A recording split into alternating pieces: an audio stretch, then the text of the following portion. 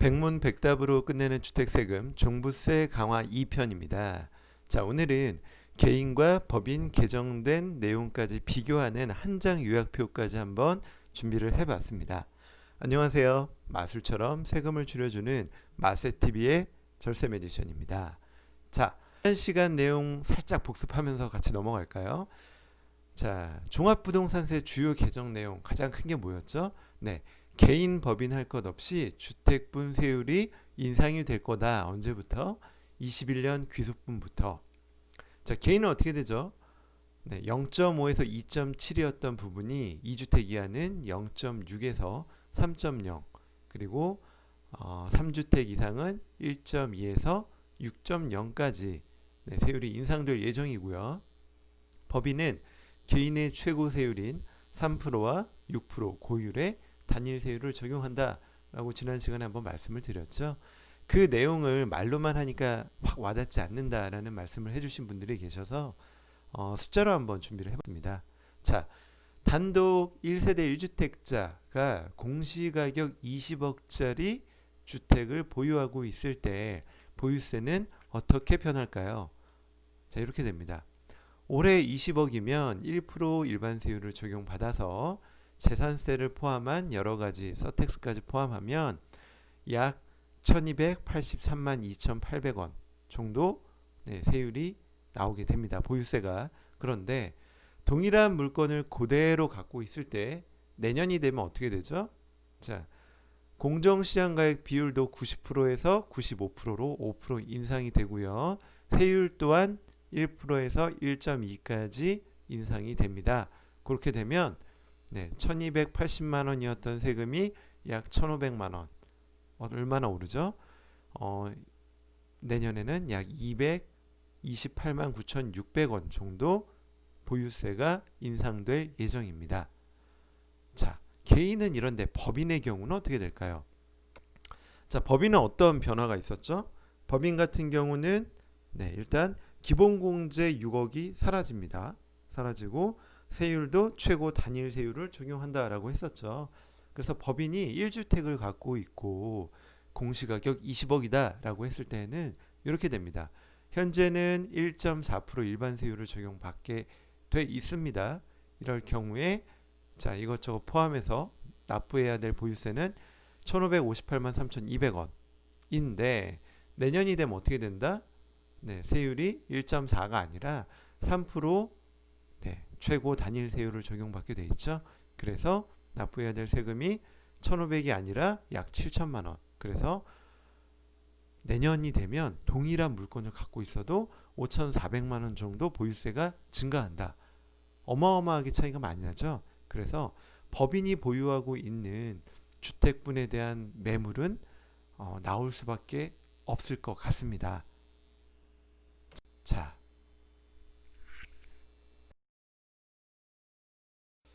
다음 내용입니다. 민간임대주택특별법 주요 개정 내용이 어떤 게 있었죠? 가장 큰 게 1번입니다. 기존 4년 단기 임대 및 8년 아파트 장기 매입 임대주택을 폐지하게 됐습니다. 그리고 또 신규 등록하는 주택은 이 얘기는 뭐죠? 4년 단기 임대는 아예 없고 8년이지만 아파트가 아닌 것들은 여전히 장기 매입 임대주택이 가능하다. 그리고 8년 아파트도 장기 건설 임대주택은 여전히 가능한 겁니다. 그러니까 1번에서 얘기하는 폐지되는 유형이 아닌 주택, 뭐 오피스텔이라든지 단독주택, 빌라 같은 경우에는 신규 임대사업자 등록을 한다 하더라도 여전히 세제 혜택을 받을 수 있는 거죠. 그 부분도 또 뭐가 있죠? 조정 대상 지역이 아닐 경우이겠죠. 자, 여하튼 그런 신규 등록하는 주택은 최소 의무 임대 기간을 현재 8년에서 어떻게 10년으로 연장하겠다라는 요 두 가지 내용이 키 포인트라고 아주 핵심이 되는 내용이라고 말씀을 드릴 수 있습니다. 나머지 내용들은 시간 되실 때 한번 보시면 되고요. 자, 그래서 앞에 말씀드린 걸 다시 한번 보면 4년 단기 임대 모두 폐지, 8년은 허용하지만 아파트는 매입 임대 불가하겠다. 그래서 이렇게 표로 한 장으로 정리된 거 많이 보셨을 거고요.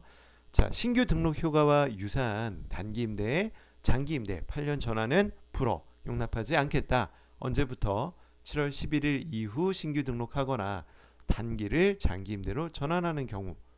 자, 많이 보신 표라 쉽게 이해할 수 있으실 거라 생각이 됩니다. 앞에 말씀드린 내용을 토대로 종합부동산세 개정 관련 내용을 개인과 법인을 비교하는 표를 만들어 보면 아래와 같습니다. 자, 일단 세율은 개인, 법인 모두 인상이 됩니다.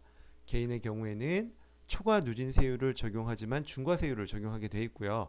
법인은 개인의 최고 단일 세율인 3%와 6%를 적용하게 되어 있죠.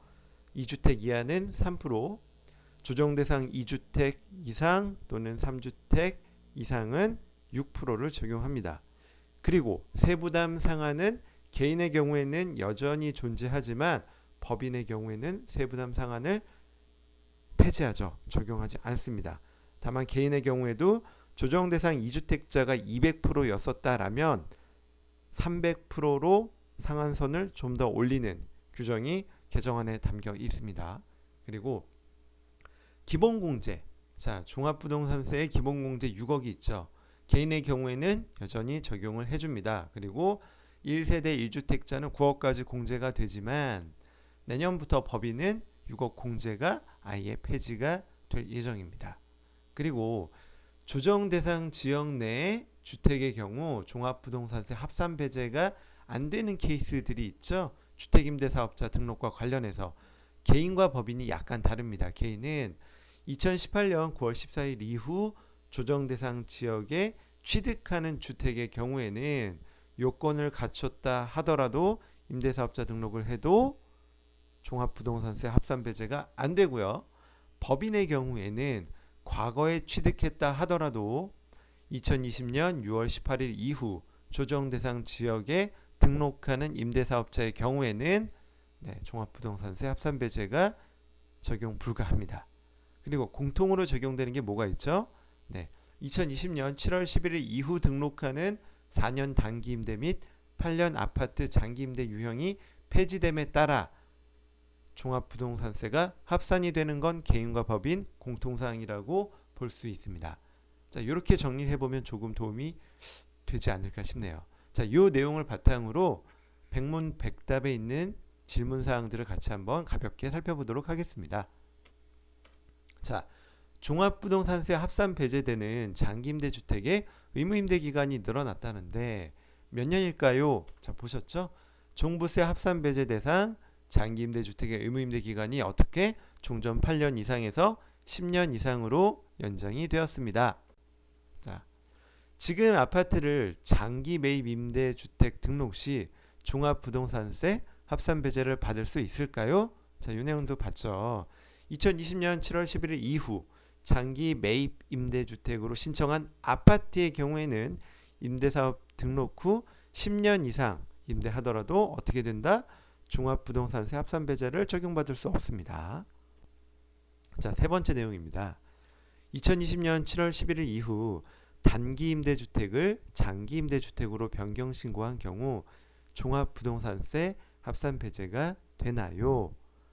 여전히 안 되죠. 이것도 2020년 7월 11일 이후 단기 임대주택을 장기 임대주택으로 변경 신고하는, 즉 신규 등록과 동일한 효과를 낼 수 있는 전환의 경우도 종합부동산세 합산 배제 대상에 해당하지 않는다라고 앞에서 여러 번 말씀을 드렸습니다. 자, 2020년 7월 10일 이전에 장기 매입 임대주택으로 등록 신청한 아파트가 7월 11일 이후 임대사업자 등록이 되는 경우에 종합부동산세 합산 배제를 적용받을 수 있을까요? 없을까요? 자, 이런 경우도 비슷한 거 많이 보셨죠? 합산 배제 신청을 7월 10일 이전에 했다라면 합산 배제 받을 수 있습니다. 다섯 번째, 단기 임대주택으로 등록한 오피스텔이 의무임대 기간 만료로 구청 임대사업자 등록이 말소되었는데 다시 장기 임대주택으로 등록하면 합산 배제를 계속 받을 수 있나요? 자, 단기 임대를 장기 임대로 7월 11일 이후 전환하는 경우도 안 된다라고 했지만 그건 어떤 경우? 네, 아파트의 경우입니다. 얘는 오피스텔이죠. 그렇기 때문에 단기 임대주택으로 등록한 아파트가 아닌 오피스텔이 의무임대기간 만료로 구청 임대사업자 등록이 말소된 경우 다시 장기임대주택으로 등록하면 종합부동산세 합산배제를 계속해서 적용받을 수 있습니다. 자, 여섯 번째. 아파트 이외의 주택은 지금이라도 장기 매입 임대주택으로 등록하면 종합부동산세 합산배제 됩니까? 되죠. 아파트 이외의 주택은 지금이라도 장기 매입 임대주택으로 등록하면 종합부동산세 합산배제가 가능하다. 자, 혼돈할 수 있는 부분이니까 여러 번 좀 봐두실 필요가 있습니다. 다만 1세대가 국내에 1주택을 보유한 상태에서 18년 9월 14일 이후에 새로 취득한 조정대상 지역에 소재한 주택은 어떻게 된다? 장기임대주택으로 등록해도 종합부동산세 합산배제 대상에서 제외됩니다. 이 두 가지를 잘 기억을 하셔야 됩니다. 앞에서 설명드린 그 한 장 표로 다시 한번 돌아가셔서 확인해 보시면 도움이 될 것 같습니다. 법인이 아파트 이외의 주택을 장기 매입 임대주택으로 등록하면 종합부동산세 합산배제가 됩니까? 어떻게 되죠? 법인 또는 법인으로 보는 단체가 아파트 이외의 주택을 장기 매입 임대주택으로 등록하면 종합부동산세 합산배제를 받을 수 있습니다. 자, 이 경우도 주의하셔야 될 게 하나 있죠. 다만 개인과 다르게 얘는 언제? 20년 6월 18일 이후 사업자 등록 등을 신청한 조정 대상 지역에 있는 장기 일반 민간 매입 임대주택은 종합부동산세 합산배제 대상에서 제외된다. 자, 취득과 상관없이 20년 6월 18일 이후 임대사업자 등록을 한 조정 대상 지역의 주택은 안 된다라는 겁니다. 자, 여덟 번째. 아파트 이외에 장기 매입 임대주택의 임대사업자 등록을 의무임대기간 충족 전에 자진 말소한 경우 기합산배제로 경감받은 종합부동산세가 추징이 되나요? 자, 어떻게 되죠? 이것도 주의하셔야 됩니다. 아파트 이외의 장기 매입 임대주택은 뭐죠? 자진 말소 대상이 아닙니다. 그래서 종료일에 임대사업자 등록이 자동 말소되는 또는 자진 말소할 수 있는 유형이 아니기 때문에 의무임대 기간인 8년 또는 10년 이상 충족 전에 임대사업자 등록을 자진 말소하는 경우 기합산배제로 경감받은 종합부동산세가 어떻게 된다? 모두 추징이 됩니다. 이 내용도 상당히 주의하셔야 될 내용입니다. 아홉 번째, 아파트 장기 매입 임대주택과 단기 임대주택은 기존 합산 배제로 경감받은 종합부동산세를 추징당하지 않으려면 의무임대 기간의 2분의 1 이상을 임대한 후에 임대사업자 등록을 신청 말소해야 되냐? 여러분 어떻게 생각하시나요? 자, 요거는 헷갈릴 수 있는 부분이 있어요. 그 양도세 중과 부분 또는 거주주택 비과세 때문에 그런데 거주주택 비과세나 양도세 중과의 부분은 요 내용이 맞습니다만 종부세는 어떻게 되죠? 의무임대기간 종료일에 임대사업자 등록이 말소되는 유형인 아파트 장기 매입 임대주택과 단기 민간 임대주택은 의무임대 기간의 2분의 1 이상을 임대하기 전에 등록 말소한다 하더라도 얘는 기존의 세제 혜택 받은 부분을 추징하지 않습니다. 자, 이 부분도 잘 눈여겨보셔야 될 것 같고요. 이렇게 내용을 살펴보다 보니 종합부동산세 관련 내용도 정리가 끝났습니다. 어떻게 여러분 도움이 좀 되셨나요? 도움이 되셨다면 구독, 좋아요 눌러주세요. 감사합니다.